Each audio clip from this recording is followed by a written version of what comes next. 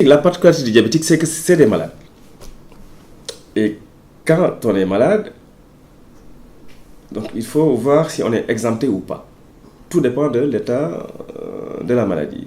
Le diabète, c'est une maladie chronique, mais qui parfois peut avoir des complications aussi chroniques, qui deviennent aussi d'autres maladies, comme aussi le diabète peut aussi être le terrain sur lequel survient une maladie aiguë. Donc, au niveau de l'alimentation, il n'y a pas vraiment beaucoup de changements.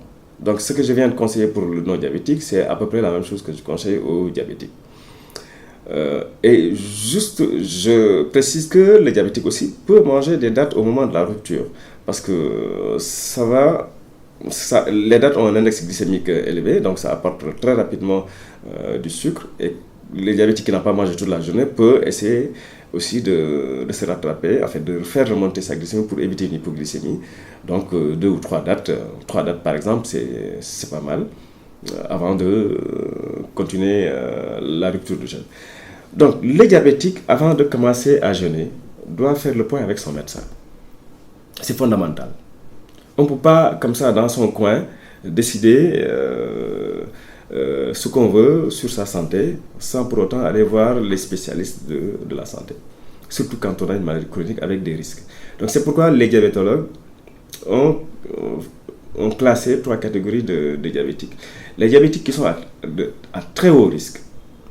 Très haut risque, ça veut dire que c'est les diabétiques qui ne sont pas équilibrés et qui dans les 2 ou 3 derniers mois ont fait soit des épisodes d'hypoglycémie, des comas hyperglycémiques ou avec acétose. C'est aussi des diabétiques qui sont des diabétiques de type 1, donc avec plusieurs injections d'insuline dans la journée. C'est aussi les diabétiques qui ont des complications chroniques mais graves, comme par exemple des insuffisances rénales à un stade avancé ou même parfois à un stade de dialyse, des diabétiques qui ont des problèmes cardiaques, etc. Ça, c'est les diabétiques en général, qui ont leur diabète depuis longtemps, mais qui ne sont pas bien traités, qui ne sont pas bien suivis, qui ont ces genres de complications. Donc, ces diabétiques-là, ils sont à haut risque de décompenser, en fait, c'est-à-dire d'avoir quelque chose de grave s'ils sont autorisés à jeûner ou bien s'ils s'auto-autorisent à jeûner. Après, il y a un autre groupe de diabétiques qui sont des diabétiques à haut risque. Le premier groupe dont je parlais, c'est les diabétiques à très haut risque.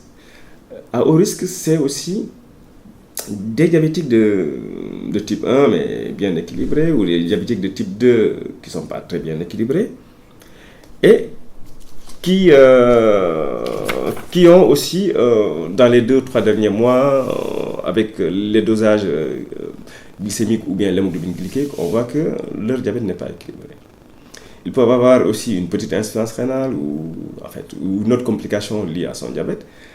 Mais ces diabétiques qui sont aussi, parfois aussi c'est des diabétiques qui sont âgés et qui sont sous traitement hypoglycémiant, que ce soit de l'insuline ou bien ce qu'on appelle les sulfamides hypoglycémiants, ces diabétiques-là, ces jeunes, il y a quand même un risque d'avoir des complications, un haut risque d'avoir des complications.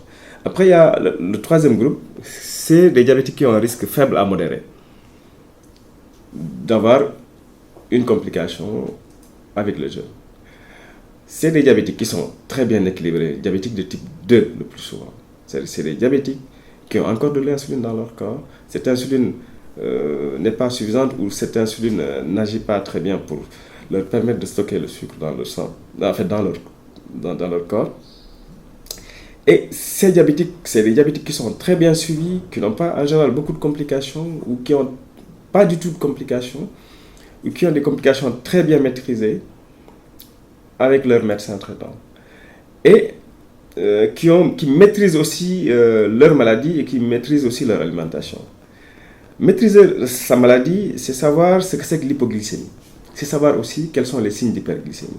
C'est pourquoi ces diabétiques-là, avant de jeûner, ils doivent voir leur médecin traitant qui leur rappelle c'est quoi l'hypoglycémie, c'est quoi l'hyperglycémie. C'est-à-dire quels sont les signes qui permettent de dire que mon sucre est très élevé, quels sont les signes, le sucre dans le sang est très faible. Pour que ces diabétiques-là, dans la journée, puissent de temps en temps se mesurer le taux de sucre. Si ce taux est très élevé, si c'est par exemple à 3 grammes, là, ils vont arrêter le jeûne. Si le sucre est très faible dans le sang, par exemple 0,70, inférieur à 0,70, là aussi, ils sont obligés d'arrêter le jeûne dans la journée. Donc ces diabétiques-là aussi doivent modifier leur traitement. C'est-à-dire avant de jeûner, en collaboration avec leur médecin, si c'est des diabétiques qui étaient sous insuline, donc on va revoir à la baisse, par exemple, les doses du matin, parce que le repas du matin, même si c'est un repas assez conséquent, dans la journée, c'est des personnes qui vont presque rien manger. Donc, il y a quand même intérêt à baisser les doses d'insuline du matin. Si c'est quelqu'un qui prenait son comprimé de diabète, son comprimé de traitement antidiabétique, mais qui agit sur la sécrétion de l'insuline, c'est ce qu'on appelle les sulfonyluréa le plus souvent. Hein. C'est cette famille-là qui est le plus touchée, en fait. Et c'est cette famille-là, d'ailleurs, qu'on a le plus au Sénégal. Donc, pour ces diabétiques-là, parfois, on est obligé même de changer l'horaire. C'est-à-dire, on leur dit, mais ne prenez pas ce comprimé le matin, mais prenez ce comprimé le soir. Si c'était quelqu'un qui est sous metformine, parfois, on garde la dose du matin et la dose du soir. Donc, inéluctablement, on est obligé d'apporter quelques modifications sur le traitement. Mais aussi, on est obligé de leur donner aussi quelques conseils sur le plan alimentaire. Donc c'est ça la particularité du diabétique qui jeûne. Donc en résumé, il y a en gros 3 catégories. Des diabétiques qui sont à très haut risque d'avoir des problèmes très graves s'ils jeûnent, d'autres qui sont à haut risque s'ils jeûnent, et d'autres qui sont à risque modéré. Donc si on autorise quelqu'un à jeûner, c'est forcément ceux qui sont à risque faible à modéré, mais quand même sous surveillance biologique et avec une préparation avant même le mois de Ramadan.